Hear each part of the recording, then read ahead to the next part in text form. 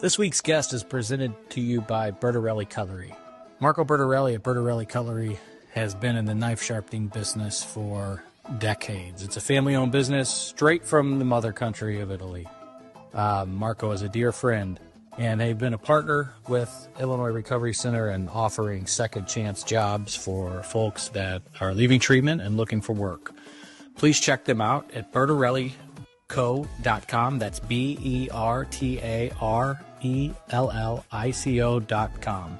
And you can always find them and their retail store at 1927 Marconi Avenue on the Hill in St. Louis, Missouri. BertarelliCutlery.com.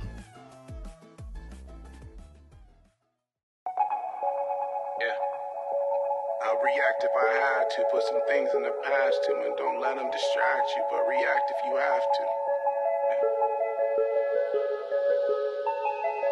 I'll react if I had to. Put some things in the past too, and don't let them distract you, but react if you have to. React if you have to, Don't know the time, just know that I'm, one of a kind, What's on your mind, What hard to find, Beautiful mind, still in my prime, Just know that I'm here. Alrighty, what's up, everybody? Pound Offs Anonymous, episode 12. Good times. Here we are. That's right. Monday night. National championship tonight. Yeah, we'll know by the time you hear this. You'll know who have won. I've been out of it since. I think you're in the money, Jacob. Me? I forgot to tell you. I forgot I even made it. Yeah, I think because you're Chalk City. All fucking ones. I wonder which one it was. I made 3. Yeah, well, one of them is, I think, in the money. I'll let you know tomorrow when Fingers gets on grading it. Well, ChatGPT. Duke lost, so I don't know. And you had Mizzou and everything. I know. Loser. I know. Did you have a line and everything? Yeah, but that's realistic.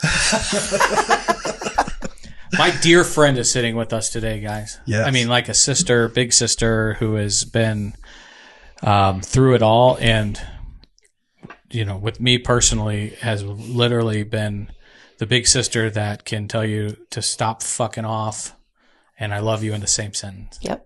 Love it. And her mother was quite I the learned character. it from my mom.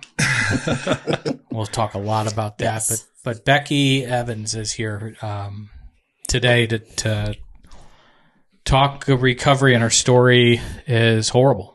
There's no other way to put it. And we'll do our best to honor Jordan as we do this episode and kind of share some things that have been created in his name out west. We'll talk about that and to talk about some hard grief on this one. Yep. And there's no way to sugarcoat it, and Becky's not one to sugarcoat anything. So I want people that are listening to stay in this because it is it's just a story of real life, of life being unfair, and but from Becky's side, how to, you know, the one unimaginable happens to get out of bed, do the little shit. Exactly. And since we've opened IRC, Becky has been kind enough, her and her husband come. We've talked about the family program on the podcast quite a bit. We had Kevin Bunton on our episode, who's a director. What do you call him? Family program director. Yeah, him and Jacob fight over the title, but Jacob's been it's him and Kevin's baby, this family program here, because my only experience in, you know, the working side of recovery is here. And so maybe it's biased, but I don't know how you have a program that doesn't have a family program. Just because I've seen the power, and I guess you can, because the treatment center I went to didn't have one, but fuck, I wish it did. You when you, by the time you leave, you're steps and steps and steps ahead of if you leave and don't commingle with, you know, and work that program. But so since we started, Becky and Mike come in and share their story every 8 weeks. Yeah, about every 8 weeks. And it's a room full of, because I was there for the first week of parents and loved ones of addicts and alcoholics, and it fucking hits. it hits. And, it's not, I don't know. I mean, we always say the intent's not to scare the shit out of people, but they need to fucking realize this. Right. This is life and death. And, literally as literal as it can be. So, Yep. So, as we get rolling, Becky and I have known each other for 20 plus years. She's known both sides of me. Yep. The drunk. I was gonna say asshole, but I wasn't always. I was really. And I'm not trying to pat myself on the back here, but I never really was a big asshole. I was just a fucking idiot. I'll agree with that. I can hear your mom saying Yes. that. Oh, yes. Her mom was the manager at the tavern that I grew up at, and Becky worked there. Becky's sister worked there. Becky's son Jordan would run around, breaking balls. Him and his cousin Josh, and her mom was the manager, and fired me often for being too drunk during shift. But then the funny story is, I remember the one time where she came in on a Sunday, and I was like almost down to my boxers dancing. No, you on the were. bar. Okay. Mike was your relief. Okay, So, that's right. Yeah. Eat your heart out. Yeah. And she goes, "Get the fuck down. You're so fucking fired, and get in my car. I'm driving you home," which is often. And she'd just like let my drunk carcass roll out of her car into the front yard, and then she'd know that I was home safe. And then it was always the next day or two that flowers would show up at Fridays. I'd send flowers saying sorry. But that particular day, the next day, I had to work, but I was fired, and they couldn't find anybody to cover my shift. So she goes, "Get your fucking ass back here. Yes. You're on probation, and if you fucking have one drink tonight, I'm going to fucking kick your ass and fire you again."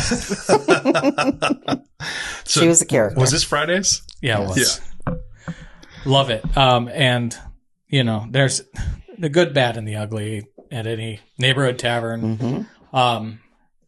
Becky, just up until recently, was still working some weekend shifts. And you just recently stopped. Yeah, it was just too hard. The whole making small talk with a bunch of drunks. And Couldn't do it. everybody, you become regular as your family with everyone. Well, that's the thing. The place is a double-edged sword.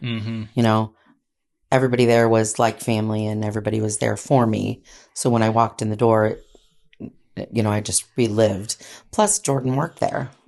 Your mom worked there, who's no longer with us.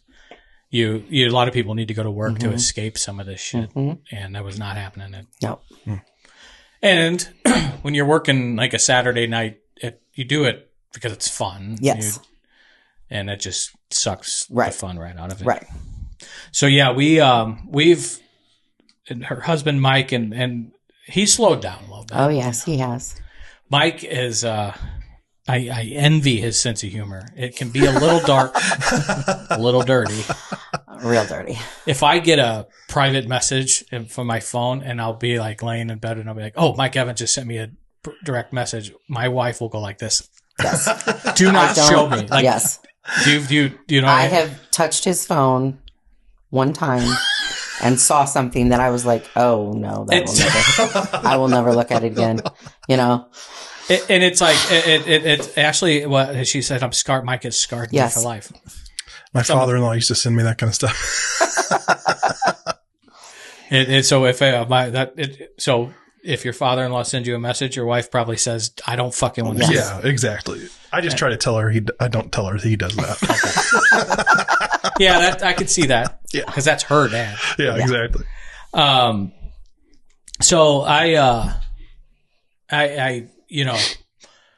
with the guys, it was Mike, his cousin, your brother. Wait, his brother-in-law. Wait, what would Josh be? Josh is his brother-in-law, Tia's husband. Yeah. And then your brother. And my brother. Just to rabble around. Oh, yeah. But you, Becky, you used to run the Chili's at the airport. I was the fucking mature one. I was always the strange one. Like everyone was strange. Mature at a tavern. That's what that is. That's strange. The one that's got I was probably responsibility. one of the few people that could There is some, but I could work a whole shift and not have one drink and, you know. Not possible. And when I worked days there and I could leave and literally get off and clock out and go home, be like, bye, everybody. Right. Yeah, see, that is strange. You didn't stick around? Is that what you mean? You No, didn't stick around. I'm just not, you know. I had my drinking days, but. And and you've seen some sides of it that, you know, we've heard stories about, but genetically. Yes. It's everywhere in my family. So. And you have how many siblings? I have 3. And then I also have a stepbrother and a stepsister. So I have a brother and 2 sisters. And how does it go? I'm the oldest. I was just going to try to avoid asking directly. No, you're fine. But chronologically, yes. Then you are the oldest. And then Christy and Chris, they're twins. Right. They're right below me. And then T is the youngest. Chrissy's mature too. Well, she's also lives in New Athens, right. So has 4 kids, so she doesn't. Keeps her out of the tavern. Yes, exactly. Exactly. But I mean, it really was our Cheers. Fridays was absolutely. It was a bar you could walk in and you always knew somebody. I always felt comfortable. 100%. I always say, and you like, I remember one time I needed a guy to work on my fence, and there's a fence guy that's at the tavern. I knew the mailman. There's an electrician. You just, anybody there would be able to help you with anything. You know, everybody, it become family with so many people. And we were Cheers if Cheers was on HBO. Yes. Yeah. If the walls could talk, it would be. Oh, it would be something. A lot of cancellations. Oh, yeah. For sure. A lot of dirty stuff has happened in that building. Yeah. Last time I was there was a guy who they helped. The bartender needed help tapping the stag, and so he went downstairs and he came back up. He goes, "You ever been down there before? It's creepy down there, man." It is creepy down there. In all the years I worked there, I never went down in the basement. Wow. Never changed my own keg. Never changed my own soda. Never. Bob Herman has bodies buried in Oh, there. I'm sure. And Yes. Ronnie. Yes. There was a guy that bartended there that lived upstairs, and a real ammo guy and gun enthusiast. And the fire department in Belleville had an edict that if Fridays got caught on fire, they had to evacuate 6 square blocks because of how much fucking ammunition he had upstairs. Wow. He what's the word? Caches of ammo? Is that the word? You're a fucking gun freak. Sounds right. Sorry, I was like the Jacob. Don't have caches. But that's what it's called, right? Of ammo. I don't know. CACHE. Cache. Cachet. Fucking Rambo. Over Fancy here. it up, you know. But you know, I'll tell you through, you know, and my mom, well, she has a love hate with Fridays because she thinks Fridays contributed to my alcoholism. Right. It's a disease, right? I was an alcoholic before I stepped into Fridays. And to be honest, nobody was fucking happier than I got sober than your mom. And supported She was thrilled. It was, and even the bar owners, they didn't sell as much VO. Right. They used to have to order it by the cases. And now, and I remember Rob's like, we've had the same bottle of VO for like 4 years. But it is there's the good that comes out of, not everybody that is a regular at a bar is a alcoholic that's acting like an idiot or, and then I bring that up because talk about life events and getting into really why you're here today. The community that, if I didn't go to Fridays and know about Fridays and work there, then I would have never met you and your family. Right. And it just, and now we're family forever, really. For sure. So you and Mike had one son. One son. And his name is Jordan. Yep. And tell us a little bit about Jordan growing up. He was the easy baby, easy toddler. Didn't give us any trouble until he was old enough to be an adult, and which makes it even harder because I couldn't ground him. I couldn't, make him change. But you're glossing over the fact that he's a Steelers fan like his dad. Oh, he was a Steelers fan for sure. So am I, though. I know. They have their mailbox is a Steelers Yes. mailbox. Nice. And as a Bengals fan, we've always had issues. But I mean, it's really not much of an issue for them because the Steelers habitually beat the fuck out of the Bengals. It's not much of a rivalry when you don't win many games. Yeah. But Jordan was a great kid. He had a laugh that was contagious. Mm-hmm. Everyone said he had a hop and a step, like he bounced when he walked. He did. And he Absolutely was a true. music fanatic. He loved. He had an old soul. When he got his senior pictures taken, the guy who took his pictures said he's got an old soul, and I said, yeah, he does. He liked, Pink Floyd and Led Zeppelin and Metallica, and he loved all music, and he loved the underdog. He always, if there was someone that needed something, he always went out of his way to do it for him. He was just, Yeah. I mean, I had a good friend say that he was, she used to joke and say he was the apple of my eye and the love of my life, and he was. He really was. He was his dad's mini-me. He looked just like his dad. Just like his dad. They were two peas in a pod, Yes. no question about it. They were. I met Jordan probably, I mean, I don't know if he was even double digits, but him and Josh. No, I bet not. His cousin Josh, Mm-hmm. your sister's son, they were as thick as thieves. We're talking about that. They were before, only 6 months apart. and absolute best friends. Mm-hmm. And Josh struggled with some Yes. things. Yes. And ended up succumbing pretty young. And Jordan's a lover, man. Yes. And there was two things that I think he struggled with that pushed him to make some decisions that weren't good, and that was the loss of Josh and then the loss of my mom. that's right. And when what I recognize in someone like Jordan that has a heart that big and that literally wraps its, like if a heart had arms, his would wrap its arms around, if that makes sense, people.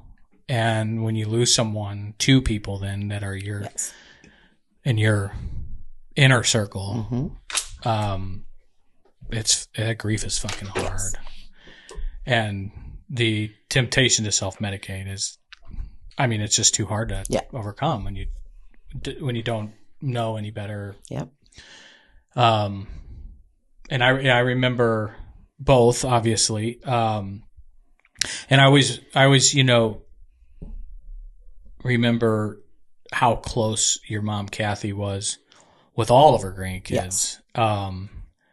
And would swing on people if I've heard her before sticking up for her grandkids. So, you guys were a tight knit, man. Yes. It didn't get any closer. And I do remember when Jordan, and Jacob may not know this, but when you guys first reached out, he went to your old place. Okay. Yeah. Yeah. And that was, COVID rings a bell. Yes. Because there was a issue where I think he had to, stop me if I'm sharing too much, but he had I think a blood pressure issue. His O2 stats dropped overnight, and they had to rush him to the hospital over in Dittmer. You might remember this. I don't know. I'm trying to recall it, but From Sana. during And that time I was Eric does.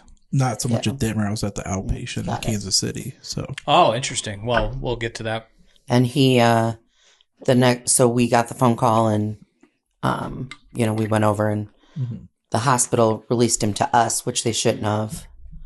And then subsequently it came out that he had sleep apnea, and they wouldn't let him back in rehab till he had a CPAP? CPAP. And the problem was there was a shortage of them because it was COVID. Yeah. And so he came home for 2 weeks, and it was awful. It was, Sure. I remember that. it was really hard. And, but then he went back. And, finished Yeah, it finished. out. Yeah. When I hear the word CPAP, I get triggered. My ex broke one over. Wow. I can't stand them. CPAPs are my exes. No. This particular one broke a CPAP over my head. Oh. Tried to kill me. Oh, goodness. Well, triggered by the CPAP. Yeah. I sound like a pussy, don't I?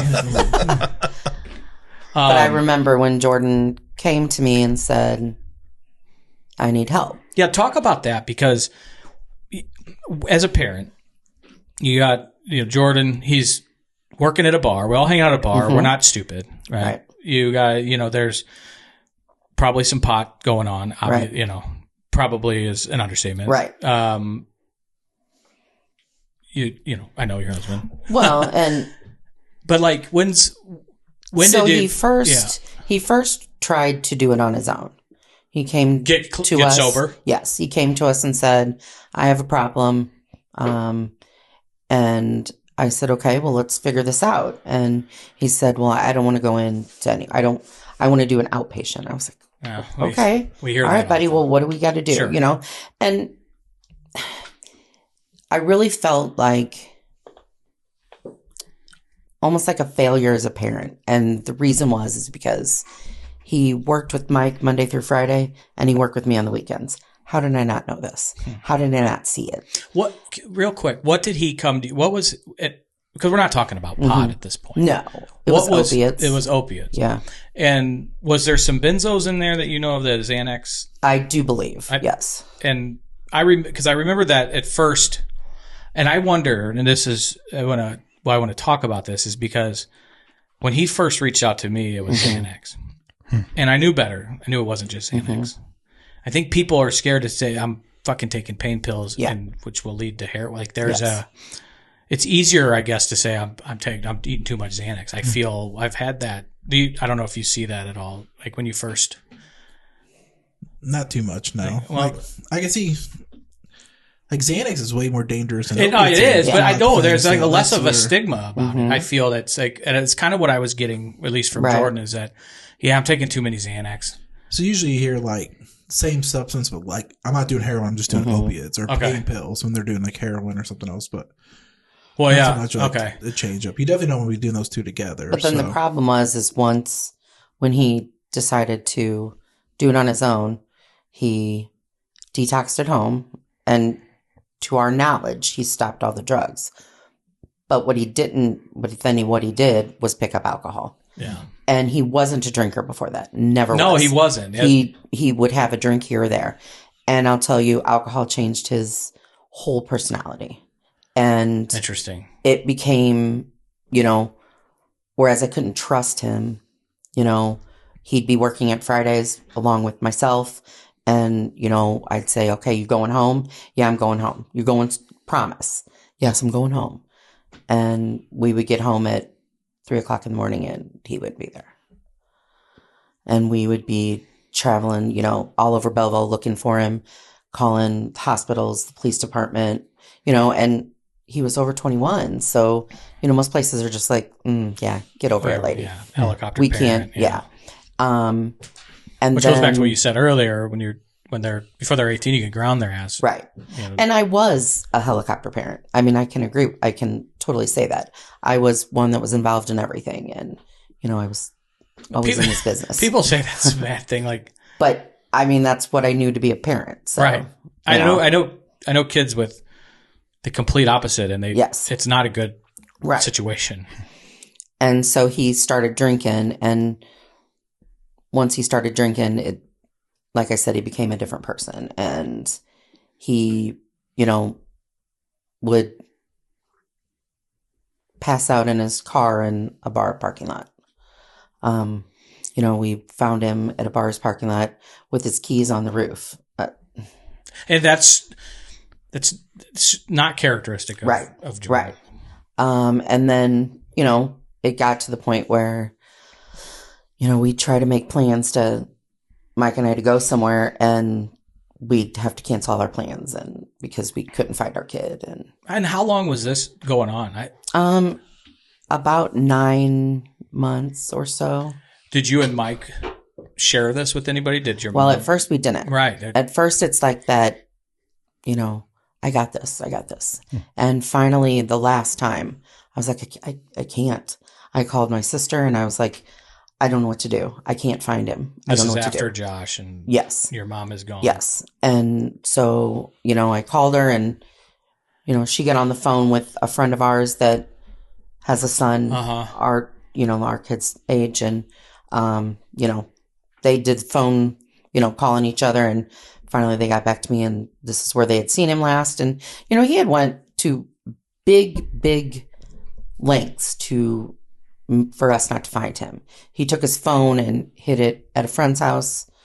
So his friend didn't even know. I mean, and this is stuff you do when you're like sneaking out of your parents' house when you're in high school, and he's in his right. So he and knew. That was the day that he came home, and I said, I can't do this. I need to leave.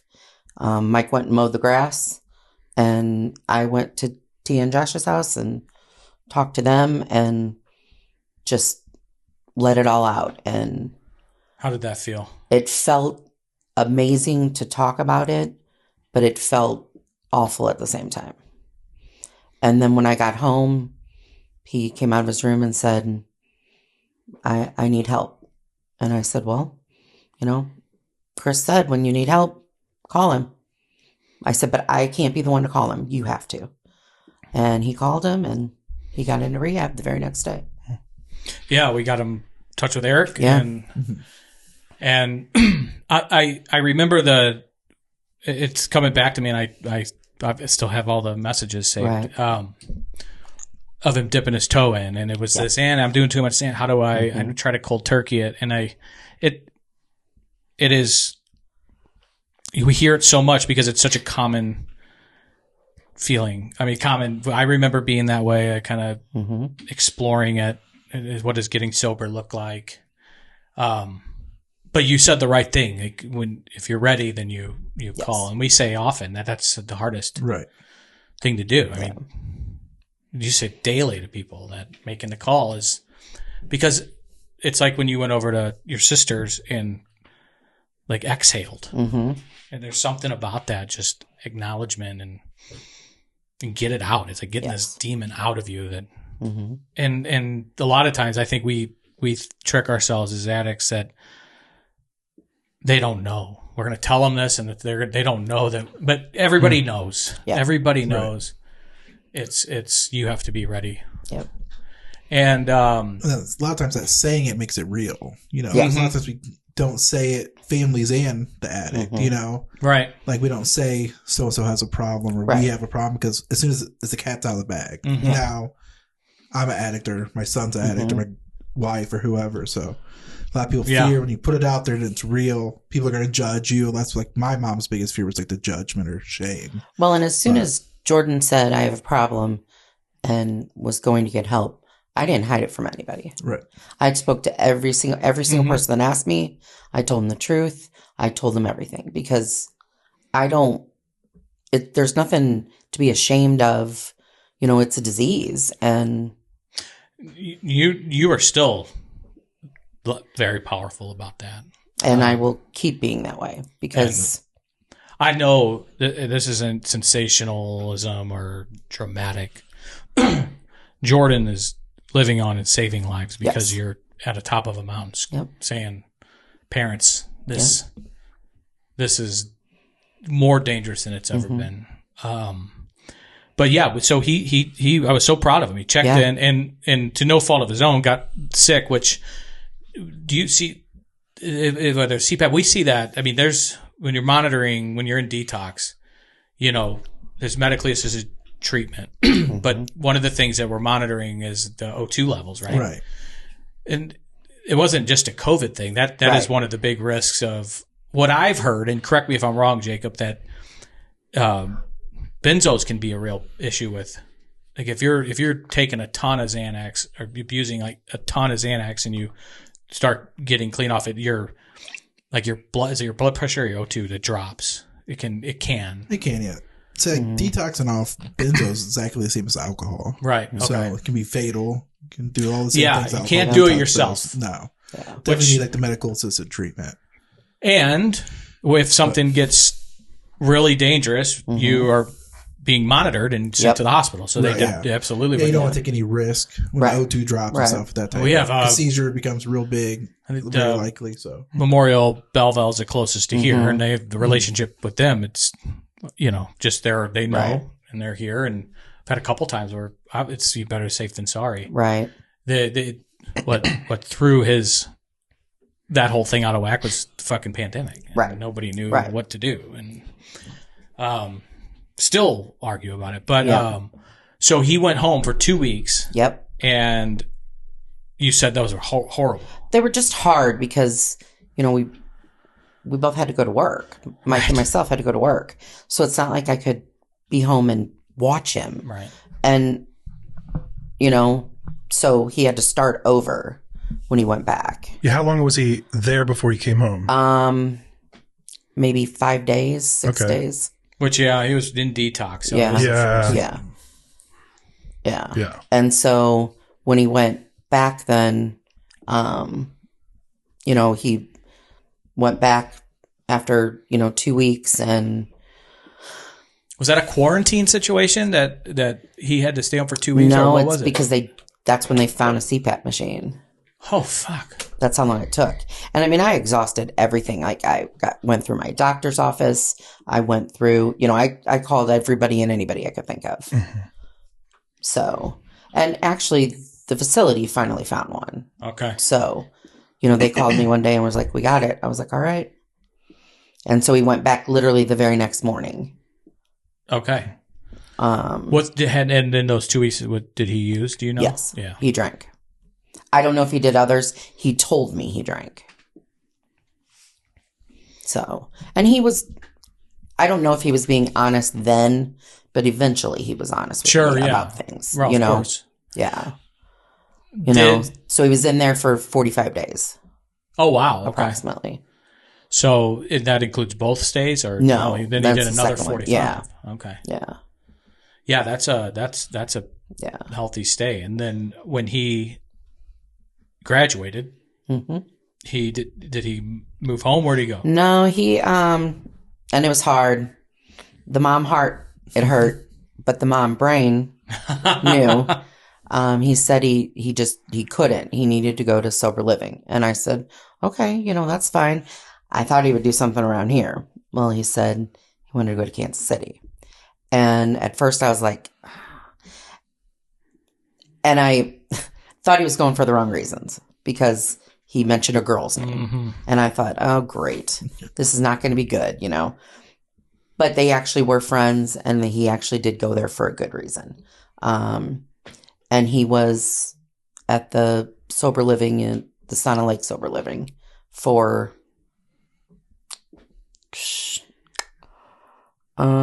maybe about a month or two. I don't remember exactly. And then he didn't like the program. He didn't like their program. Sure. And so he wasn't doing what he was supposed to. He didn't relapse, but he wasn't, I guess, going to the whatever. Was it outpatient? Yes. That he didn't. And so he had friends that were at the Oxford House. Oxford House, right. And so he got into an Oxford House immediately. And that's where he really took off. Yes. Yes. And he met some wonderful friends and was doing absolutely fabulous. Got a job. Yeah. He had the job before he moved in the Oxford House.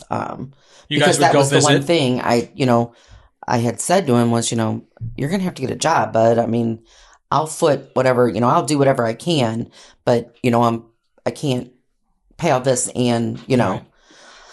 And we would go up every couple weeks, maybe every 3 or 4 weeks and see him, and he would come home. Yeah.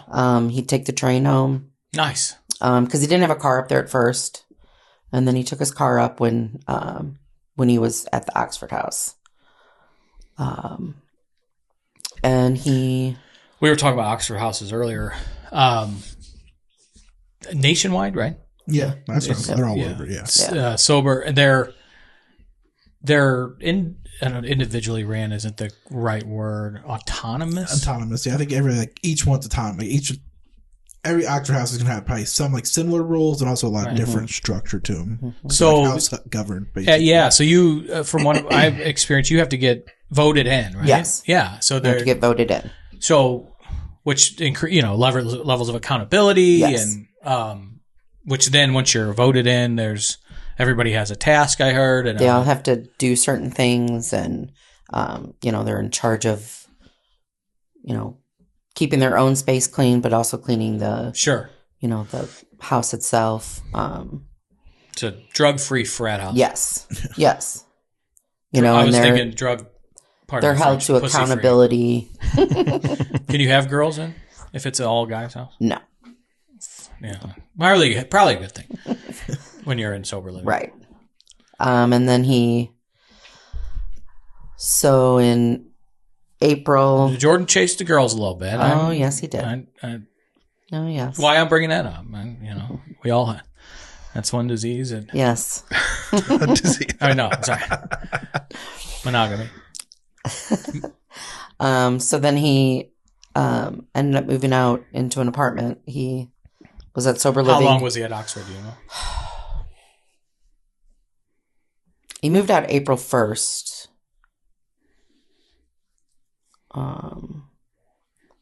Of 22.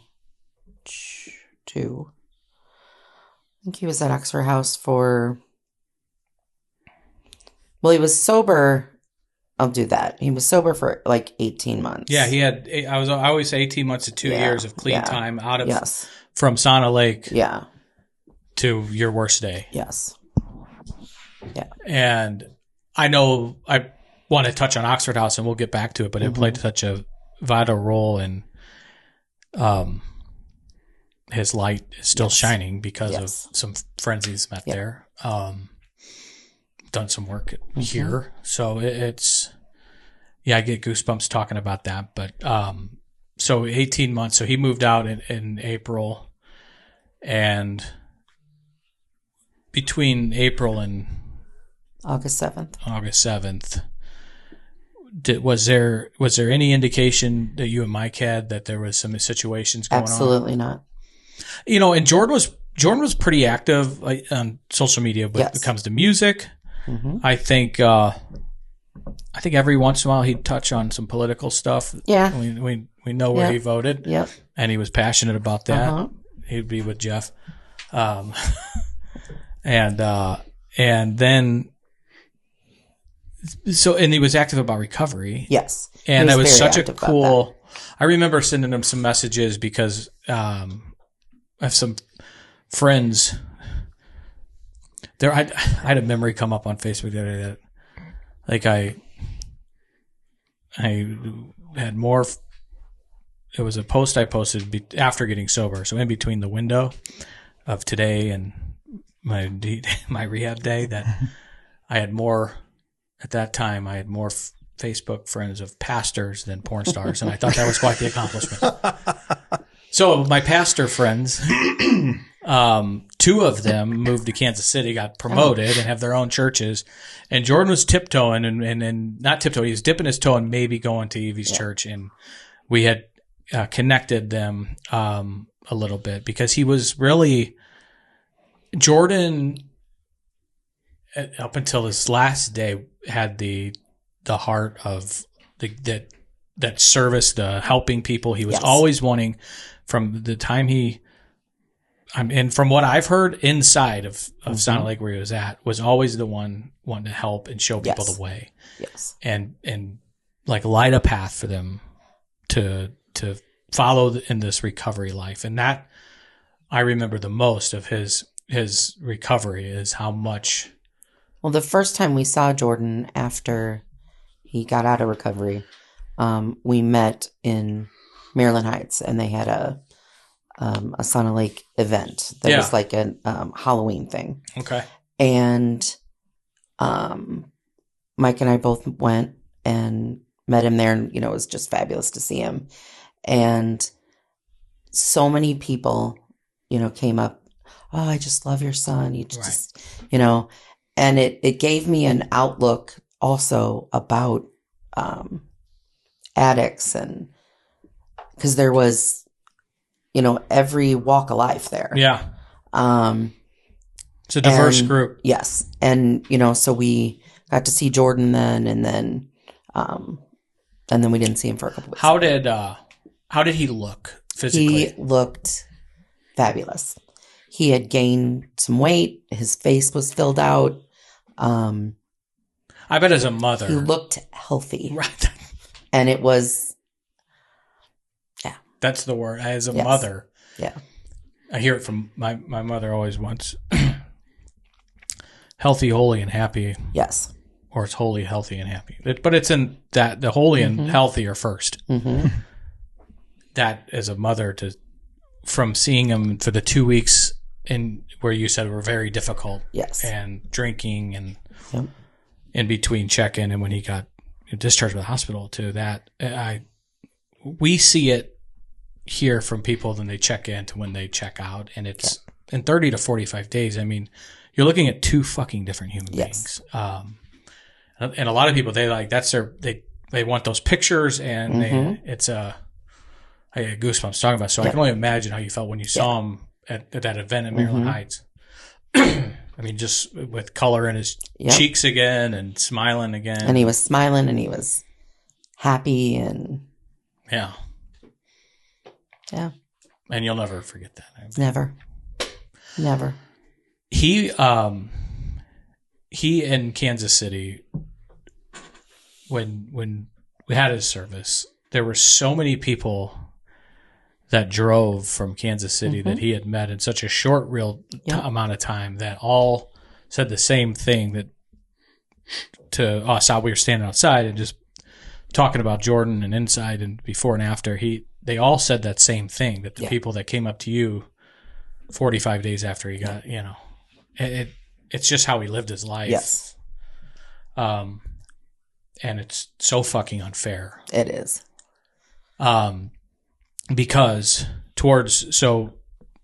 as between April and August, as there's from what I gathered, an issue that summer, that maybe set him off. Was it a relationship or something? And we see that a lot with, And it also would have been my mom's 70th birthday, right before. Yeah. The Saturday before. So what happened? I got a phone call. I was at work, and his work called. Well, actually sent me a message and then ultimately called me. That Jordan hadn't showed up for work. And that was unlike him. He was always first one there. So I got on the phone and started calling everyone and anyone I could. I got a hold of his roommate, who was just a great guy. And he said, Jordan's car wasn't there in the morning, and I called Kansas City Police Department. And I don't know if you've ever dealt with a big city police department, but they're not. I just have heard your stories. Yeah, they're not. I mean, and it's their job, and they were like, we can't make your grown son call his mom. Right. We did all this. I called all these people and called my, of course, called my husband, called Mike, and your brother-in-law has family in Kansas City, right? Were they? I thought Josh had. Well, he did. They moved home. That's right. That's right. But I called all the. I finally called Kansas, in Kansas City, Kansas. Right. Police Department. And the lady that answered there was beyond wonderful. That there's a difference. Yeah. Small town. Right. It's not Kansas City, Kansas. I can't remember the name of the town. But yeah, Kansas City, Missouri is big metro, like St. Louis, St. Louis City PD. And she, because his car was in my name and his. Okay. So she could track it because I said she could. Right. So she tracked it and said where he had been last. And by this time, my husband came home and we were both at home. And I said, hey, let's, Mike needed smokes and we decided to drive to Missouri. And I said, it's sitting at home isn't going to change it. So we drove over and we were just about to hit the JB Bridge. And I had an epiphany to Facebook call Jordan's phone. Because I literally had left, I don't even know how many messages, and had called so many times. So just, mother blowing the phone. And I called his phone, and a female voice answered. And she said, is this Jordan's girlfriend? So no, this is his fucking mom. Who the fuck is this? Right. And to this day, I couldn't tell you her name. She said, this is so-and-so. He's gone. So what do you mean he's gone? I'm like, did you call 911? What is going on? What is going on? And she said, it's too late. Oh, fuck. And the other person that was there with him also OD'd. They were at his house. I was hysterical. We turned around. I called my sister. Her and Josh came. Tia and Josh came to our house. My whole family did. It was the worst day of my life.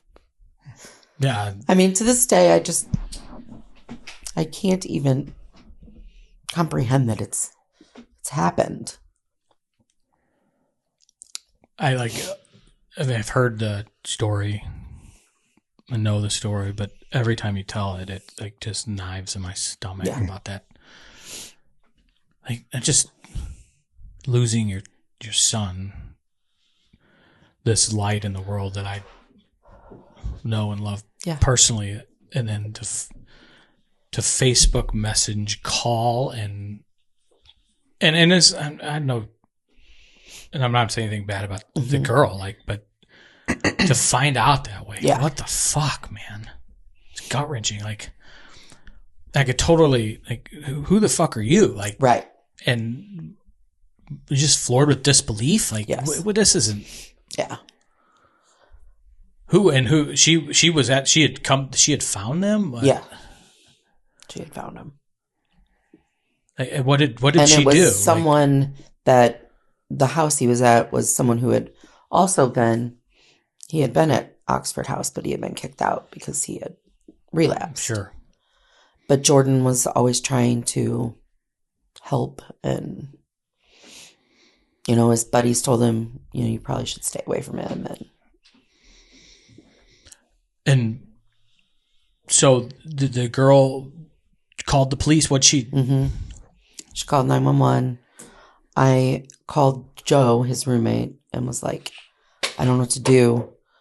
He said, I'll go there. So Joe went there and was kind of my eyes and ears there. Is when Joe went there? Is that when you knew this is? Yeah, because at first I was like, nightmare. I was like, maybe she's wrong. Maybe there's something wrong. Like, I still don't want to believe her today. And she's got the wrong person. Right. And Joe told me it was true, and so I called the police station, and the one in Kansas City, Missouri. Yeah, in Kansas City. Yeah, Missouri, sorry. Right, and, the one that was kind of giving you the fucking around. Yeah. And I had to identify him by his tattoos. Over the phone? Yeah. Because they said they didn't have a viewing there, so...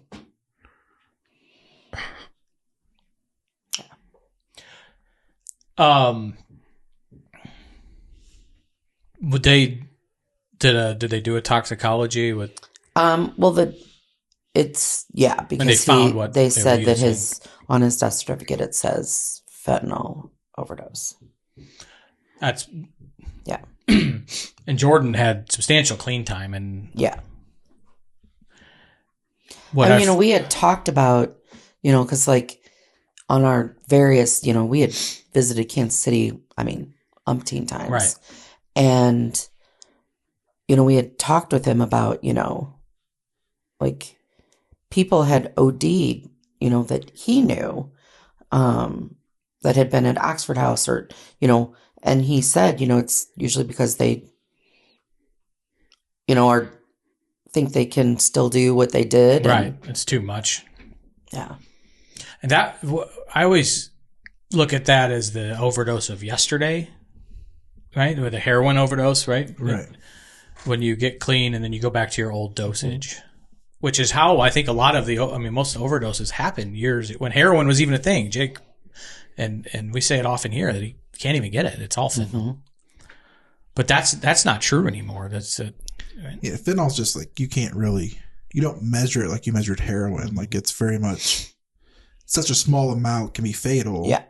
And let's be real, like dope dealers in a house don't got lab equipment measuring this by a micro dose. It's one cap could be fatal, and the next one could be nothing bunk, as they would call it. So there's really you could do a small amount and these fatal. So these particular dealers took 2 lives. Mm-hmm.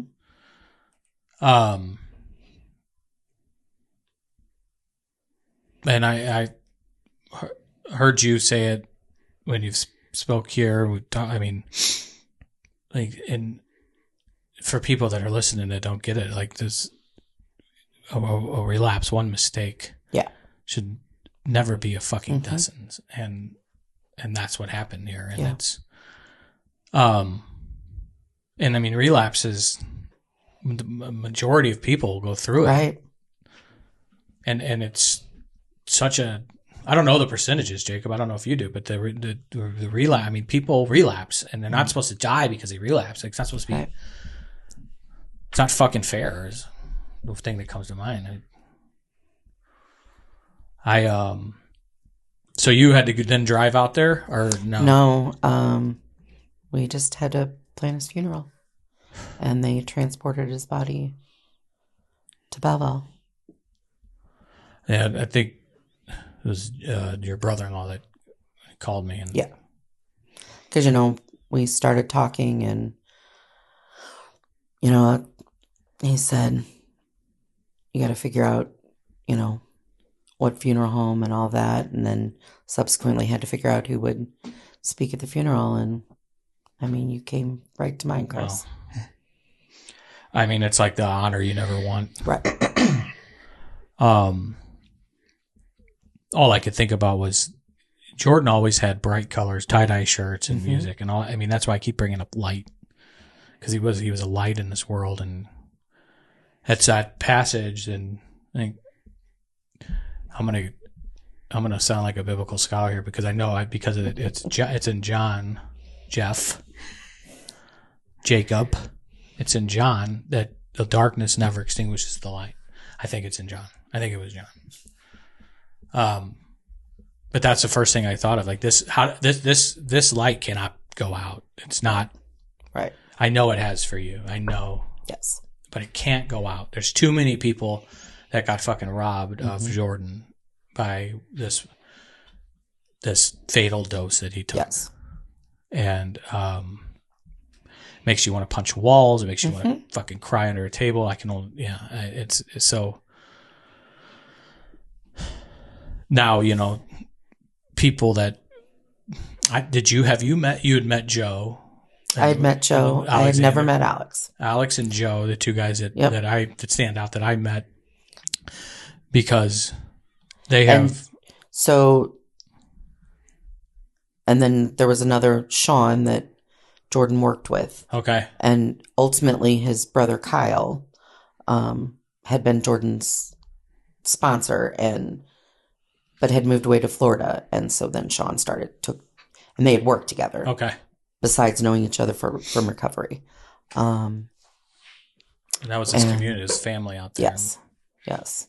So I met Alex the day of the funeral. I bring up Alex because he's big with the Oxford House. Oh yeah, he is. We talk. Yeah. I mean, I'll get random texts. Just want to let you know I love you, brother. Like from Alex. Yeah. I mean, and it just fucking changes the trajectory of my day. Because A, it makes me think of Jordan, and B, Alex is a fucking good soul. Yep. And if it weren't we for went Jordan, up in October of last year to a function they had with Grace and Alex.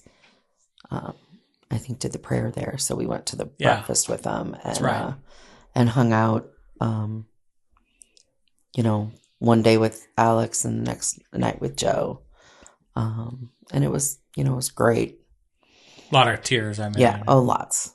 I think that's healthy. Yeah, I don't know. I can't imagine what you're. I cry a lot. I know, but it's got to be. I mean, you're such a warrior. Alex and Joe left the funeral home and felt called. Yeah. I think is probably the right word by Jordan. And the next day they went to drive back to Kansas City and came up with Jordan's Jumpstart. And now it's a nonprofit helping raise funds for people that don't have any money after rehab. I mean, how many people come to us that have burnt every bridge and and then afterwards have nowhere to go? Yeah. Right. So their mission is to raise money for Jordan had us. Right. But that doesn't happen for a lot. No, I mean there's you and Mike are two special people. So when you go back to saying helicopter parents, there's the opposite. And we see that a lot. I mean, families that are just fucking broken by this disease, cycles, nowhere to go. Yep. So Jordan's Jumpstart, it's been going for now 2 years in August. Yeah. And now we're getting people financial assistance to enter sober living, which is incredible. I mean, so talk about his light shining on those. I mean, complete stranger on Alex and Joe, who you met through this. It's just how Jordan impacted people. Yes. I mean, and now they're part of my family. Right. Forever. Yes. So when you come here on Family Day, we talked about earlier, and and you share the same story every. Yep. I change it up a little bit, just because I can't remember exactly. Mike's a quieter guy. He's the man of few words. Right. Worry about his him. wife has all the words. Right. That's what he says. That's true. That is true. I do worry about him. I do every too. Day. Yep. Because he is my rock. Yeah. I mean, he really is. I don't know if it's like the father thing, because I know that I'll never ever be a mom or live up to what moms can provide. But I know what dads can provide, and I know how close those two were. Yeah. It reminded me of me and my old man. And we're not supposed to go first. The kids are not supposed to go first. Yeah. And then I start thinking, and fuck, man, you guys are stronger. I mean, you don't ever think you'll survive something like this. No, I didn't think I would. I didn't. And it's hard every day. I just have to wake up and put my 2 feet on the floor. Mm-hmm. What when you speak to the families, the moms especially, what is the message you're trying to? I want to. The one thing I really stress is that I don't want anyone to be sitting in my chair. Mm-hmm. I want, I don't want parents to have to bury their kids, because it's the worst. And when you're in a treatment center, talking to those parents, I mean, they're fucking close to that reality. Yeah. This game is more deadly every day. I mean, the first time I came to Illinois Recovery Center and spoke, a young man came up and said he usually would call his girlfriend on his phone call, but he was going to call his mom. Good. And I got lots of hugs. Yeah, with people that just strangers. Yeah. Do you ever go to Al-Anon? I haven't. It was I went to a grief group and it was a big step for me. Sure. You speak to moms before they get to your chair. Mm-hmm. What do you say to moms that are in your chair? Like that are fresh or that are new and then their world is just gone. That I know how it feels. And you have to, as much as you don't think you're going to go on, you are. Mm-hmm. Is there, you said you did a grief group. Mm-hmm. You've done the speaking here. Yeah. Would you recommend people doing things like that? Yes. The more you talk about it, when I come here to the Illinois Recovery Center and talk, I get to talk about Jordan. And I get to, it's a captive audience. Right. Yeah. And it makes me feel him in my heart, which he's always there, but it just. No, I bet it's beaten. Yeah. Yes. That first time I remember there wasn't a dry eye, right. And I was paying attention and mostly to the parents. Mm-hmm. But then I looked down and the clients were all. Yeah. I mean, and they need to hear it too. Yes. Just as much that. And I think.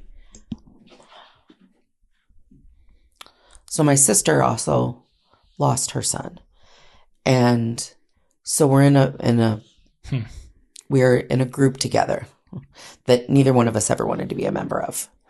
But they have really been there, mm-hmm. For me. My whole family has.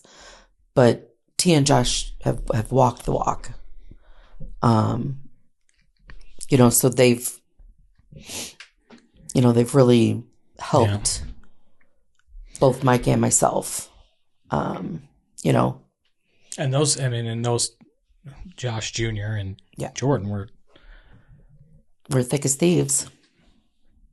I just can't, like, it just seems, and statistics are out there that the shit on the streets now is so fucking much more dangerous, and it robs that we always say that, I think we say that like on an average of like an addict gets clean, when they're active addiction, they're 7 people in their immediate family or circle that's impacted. Mm-hmm. So when they get clean and sober, they have the ability to not just transform their life, but 7. And I just, Jordan, that's the average. Yeah. Jordan's way on the other side of that. Mm-hmm. And it's like, it's such a fucking chemical weapon, like what anthrax was when we were the 9/11 shit coming across the border and just killing people and wiping out families because your life will never be the same. Right. There's countless of people that Jordan would have impacted that are now won't be impacted by that. Right. I mean, it's just the ripple effect it's fucking carnage. Yeah. And I remember saying Eric saying we're giving a tour once, like, we're at the point we wish we could go back to just regular old heroin. Yeah. Right. It's gotten that bad. And there's some really, so when you come in and speak to the clients and their families, your story and Jordan's story is going to impact them more than, and Kevin says this, more than our clinicians or nurses or, that's why our behavioral health techs are so important. So most of them are in recovery, and Jacob's got 8 I forgot your fucking number. A little over 8 years. 8 years. I didn't forget. I'm just kidding. He did forget, but it's okay. Didn't forget yours, Chris, but whatever. Jacob has 8, I have 11. Sorry. Eric and we had Nathaniel on who's director. Our other, both. I mean, these stories that you share and Jordan's story. These real life stories are going to be the ones that people will take out of here and remember. You got to take a leak. No. Jacobs can't sit still. But since his passing, now we have the nonprofit that Alex and Joe run. Mm-hmm. Is that accurate? Yeah. And I got my T-shirts. Yeah. They have an event coming up that I was going to try to get to. Just being a gentleman, I was chirping you. Thank you. We really do need to get a box. We do. Kleenex. Fuck. Stop giving people TP. It soaks up the best. That's not Charmin. That's okay. Yeah. No Vicks in there. So Jordan's friends from Belleville. Mm-hmm. How is the relationship with them? Are they? I still talk to a lot of them. Yeah. They check in on us. That's good. Yeah. That's good. Maybe not as much now as at first, but sure. At first it was, a lot. Mm-hmm. I mean, you do have a good support system, but I do. It's like you said with your sister and her husband mm-hmm. going through. It isn't. You're a fucking family, man. Yeah. It needs to be done. Yes. With the tragic shit. Yes. And we, I do want to make a trip to Kansas City. We got to do that together. Mm-hmm. Go out to an event that they'll have. I forget what it's something. Yeah, they got invited. Do you remember what? Yeah, I can't. They're always doing something fun. They too. always are. And it's the same night as the Megan Meyer charity event, and we want to go out to Kansas City anyway to go do or kiss our pastor friend's ass because I need those people in my corner. Yeah. All the prayers I can get. But how are you? You doing okay?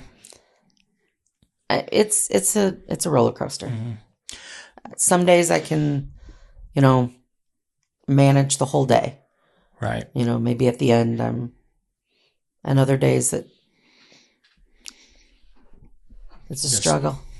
They say it's not ever linear grief. Yeah. And you can be cruising along and then mm-hmm. you'll hear a song and that's over the whole day at least. And it also, some days, or maybe I'm okay, then Mike will have a bad day. And so, vice versa. So we try to just, be there for each other as much as we possibly can. I think it's so, it's inspiring, but courageous to continue to tell a story. Because I know it impacts people. Mm-hmm. Said you did a grief group. Have you done? Mm-hmm. Is that your only grief group you did? Yes, it is. And you said it was impactful. Oh, it was amazing. I think that type of those types of groups, whether it's a divorce group, somebody's going through a divorce, or anxiety. And we've talked about it. Yeah. Our stuff. Well, he's fucking anxious. What? No, I'm saying, but so I'm including all of us. Yeah. Thank you, Chris. Our groups, right? Recovery groups are you're not supposed to do any of this shit alone. I don't think you're supposed to do life alone, but these groups, like the if you know mm-hmm. groups, I recommend them. Yes. And they're out there. Whether they're church based or you Google NA or AA or Al-Anon. There's the connections you make, within the group is it's monumental. It really is. Sure. Just like the therapeutic value mm-hmm. of like-minded people just goes so far with humans in general and that connection. Because a lot of us go like, don't think anybody else can relate. Right. And then you meet somebody that has related, been through it, or vice versa. When you're that person that's been through it, now you can help somebody else struggling with it. The power there is, it's the greatest thing like for humans, I believe. Like just that power of helping somebody or being helped by somebody that 100% relates to what you're going through. It's called feeling seen. And heard. I call it the exhale. Like when you like the time, like you just, when you told when you went over to their house and said, Jordan needs help, like you breathe. And then when you're sitting in a group and somebody says something that you think you're the only person in the fucking world that felt this internal shame, I guess. And then somebody else says the exact same thing. You're like, I mean, your fucking mind is blown. Yeah. Whether it's little stuff or, I mean, the most gut-wrenching shit that you've had to go through. How about Mikey? Is he on a grief group? No. He's a man of few words.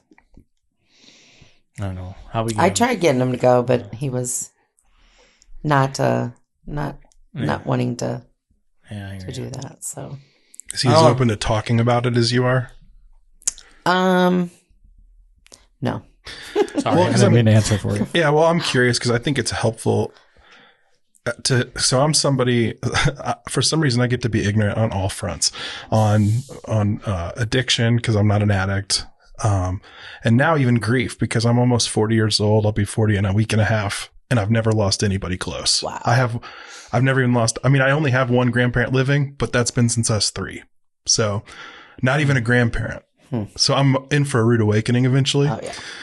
So it's interesting to hear you guys, Chris, you'll talk about your dad. You're obviously talk about your son. Mm-hmm. And you hear people, it seems like there's 2 ways that people deal with grief. It's either to talk about it and make other people feel like they're allowed to talk about that person to you, or they will not talk about it.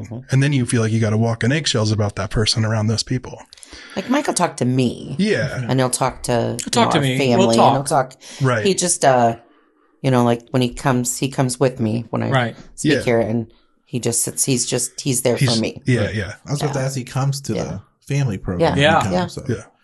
Which that's a big, I'm glad. No, I knowing Mike as well as I know him, that's big. And that's, I know it helps him too. Yeah. Right. I was just talking to somebody else, not the same topic, but similar, but like, it's not like about exactly the amount you share to, or who is like, are you sharing it with somebody? So like, you're talking to somebody close, like that's still. Yeah, you don't have to be a public speaker about it. Or share it to just any random person. Like, I never thought that I would be able to sit in front of, a room full of strangers and talk about it. I mean, how did that happen? How did you get to that point where, and I mean, like, not just like, I did a lot of work on myself. No, like, were you asked to do it? How did that happen? Chris reached out to me and asked if I would want to come here and tell our story, and I immediately said yes. Yeah, I didn't twist her arms. You was like, tell me when. I was like, yes, when. That's awesome. And, like I said, I didn't know that I was going to be able to do that, know, and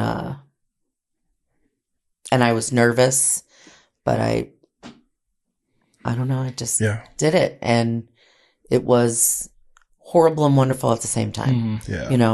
What I was sharing was the worst part of my life. But I knew it was helping others. And that is what I want to do. I mean, I needed to turn this negative situation and horrible thing into something that, I can help another family. Yeah. Or another, set of people just to not have to go through that. Yeah. I do want to say, like, after you guys do your group, like it's on our rotation, like the atmosphere here is different. Like you can see every client takes it just a tad bit more serious, That's so it is your impact, at least our community in a very positive way. So we 100% appreciate you. And I appreciate and you are very much appreciated. Fuck that feel. I haven't. I can only imagine how that makes you feel. That you can tangibly see and feel the difference immediately after people start paying more attention in the group and realizing this is real life. And you've been doing it for quite some time since we've opened. You've been doing it. So, like, we could tell when it's your week, that following week, you know, people would have to tell us that you came. So, it's very Start sending her a fucking check. She's making your job easier. I thought she was under your payroll. I want to, you know, we kind of, when we start pumping out this episode next week, or, yeah, I think I'm saying that right. I want to, if it's okay with you, can we share a picture of Jordan? And most certainly. When we do picture, we'll put Becky and Jordan up. Yeah, most certainly. I'm telling you, the kid it just is. It is. I just love him so much, and he's funnier than shit. He was a little ball breaker, especially about my Bengals, but but he he did inherit some of his dad's humor. I guess I could say. I'm sure they shared some. Oh yeah, anyway. I'm sure. What make I don't know, but I forget the saying. But they make anybody blush. I'm telling you. Yes. So yeah, we'll share his. I want to share Jordan's picture. I can't wait. I haven't told Alex you're on this week. But yeah, they just started raising grant money and have kind of involved with trying to partner with them. So, and the last couple times I've spoke here, I've, you know, incorporated that into, you know, and a couple of you have asked me questions. Yeah, good. Please. I mean, that's what I was getting at. I want to, in our shared links and like Facebook pages to the nonprofit. Definitely want to have Alex on one day and Joe and those guys, they're on our list, to get on here. They're huge advocates and recovery themselves. So, it, like you said, they're family forever now. Yeah. Is there anything you need other than the prayers? Right. No, I just need to help people. Well, and maybe that'll. We love having you here. I mean, that's, and I like you just were saying about the groups. There's a group's not a group without everybody there and participating. So I tell that to people that think they got this. Like, I really encourage people that think they got this to still go to groups because they could be so impactful to people that don't fucking got this. Yeah. That are just now planning a funeral. And so if people think they like graduated from the group therapy, there's no group. Right. Exactly. So, yeah, I mean, that's why you see people that are going to AA and NA, they got 30 or 40-year people there that are. And like I said, you know, our group ended, but we're going to continue to get together. The wellness group you're talking about. Yeah. And we're going to continue to get together once a month. Ashley's wellness group is, Ashley always thinks she's failing at everything she's doing. It's a disease she has. The only thing she's failing at is her life partner she chose. My win. But when it was at Cliff's funeral that you guys talked about it. Another one of God, when we talked about that on the podcast a little bit, but when you said yes, Ashley was like, she like started crying. Like she loves you guys so much and can't understand. But like you come into her group and then to the people have reached out to her, and now that your group is still getting together, I'm like, Ash, you're failing. Right, yeah. You're failing. She's like, shut up. She just loves you. She knows the power of them. I mean, she's been through them and being a mental health professional. What do we call them? Clinicians? Something like that. Jacob chirps clinicians. Thorns at my side, but Chad's gonna be pissed. You said that. Sorry, Chaz. So yeah, I mean that to be in a group like that and you met probably lifelong. Yes. Friendships, not a group you ever want to sign up for, but right, exactly. We are so grateful for you and Mike and Jordan, and we've talked a lot about Tia and Josh. I just never say never, but I don't know if Tia would come on. I don't know. I used to I remember when I used to talk dirty to her and I was all drunk. Yes. Josh didn't give a fuck. When I told her that, you had asked me to come on the podcast and I said, I'm going to go on. And she was like, I said, I'm really nervous. And she's like, okay, you'll sit in a room full of strangers. Right. And talk. And I was like, yeah. She's like, how? And I said, well, yeah, you're right. Yeah. How was it? It was fine. And I know how hard it is, but thanks for doing it. Tia, I said her flowers probably the most because at my bottom, she was the daytime bartender. Yes. So I'd get there right at open, maybe a little bit before opening. Right. Write her a check. I'd be like, don't cash that until Friday. She said if she ever did come on, she'd probably spend the whole time telling stories about you. I mean, we could have her on just for that purpose. She still has the worst picture of me ever she has on her phone. Yes. I'm passed out. It's noon, 1:00 on like a Tuesday on the picnic table. Is that on Facebook somewhere? I feel better not be. I feel like I've seen it. Maybe not. If it is, she needs to take it down. That's horrible. Like a beached whale. That'll be here. And I was like in like sweatpants or sweat shorts and what a disgusting mess. But yeah, she was she had to do it. And look at you now. Yeah. And I think about your mom so much. Yep. I hear her yelling at me often when I'm going. It's her and my old man. What the fuck? But then I do hear I don't hear my dad's, but I do hear your mom's like really loving because I mean it. She was such a cheerleader for her. Yep. She was so excited. I had my 1 year sober party at Friday. She was so excited for it. Like it was. So I think about her often. I mean, every time I'm there. And now. And that's part of why I quit Fridays is because the memories, and the thoughts when I got, That's got to be, yeah. But like I said, I have. It's not just because your Uncle John talking your ear off. Right. Hell yeah, him too. I have, lifelong family and friends there. Yeah. That, Yeah, but now you can go back on your terms. On mine. You don't have to go and work a shift. And that was the place, we went and had lunch after Jordan passed. I mean, I said, I feel safe there, Yeah, you are 100%. Yeah. I mean, we used to say like, if there was another 9/11, I'm going to Friday. Yeah. Wish Ronnie was there with all the ammo. I saw him the other day. I haven't seen him in quite a while. So he came in for Cliff's funeral. That was a blast from the past. Yes.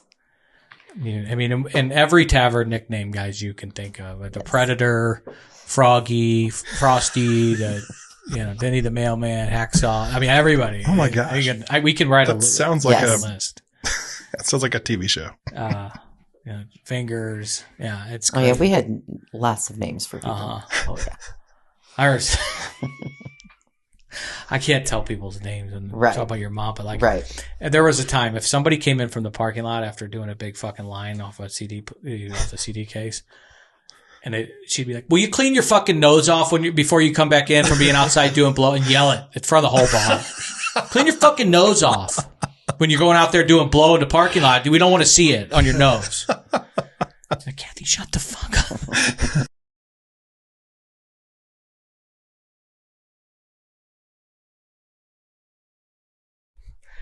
Yeah.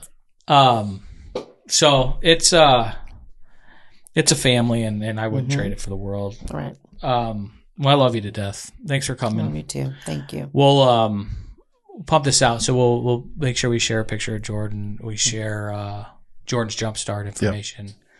And I mean, you're just so courageous, and I think the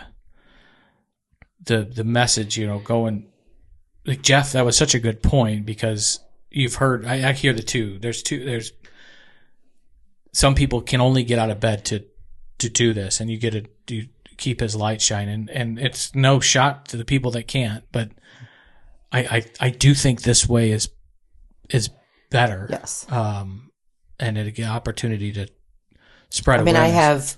I have days that I don't know how I'm going to do it. Sure. And then I just remember. I mean, him and everything he had to offer this world.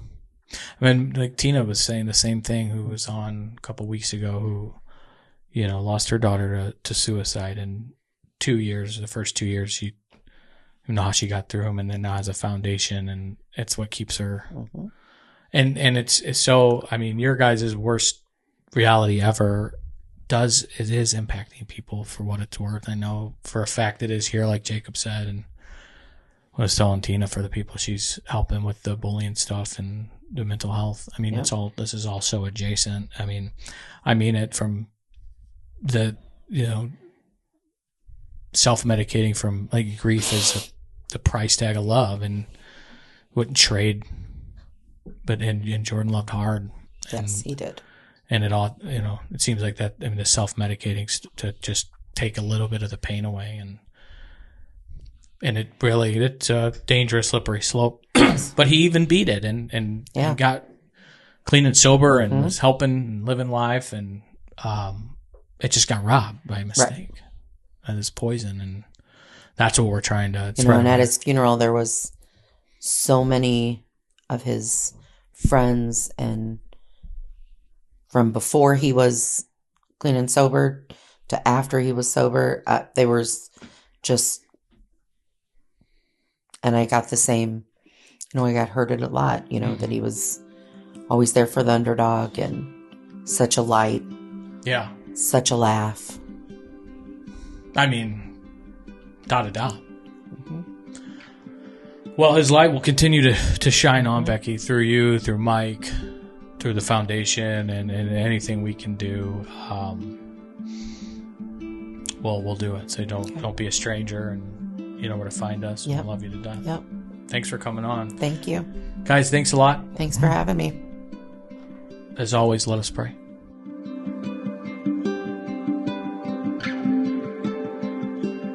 If you're struggling or know someone that is, please have them check out our podcast and reach out to Chris or me. We want to listen, and we're super eager to help. Our music is Anti-Hero by McCall and Gentle Waters by Wild Wonder. For more information, visit pondossanonymous.com. Find us on Facebook and Instagram.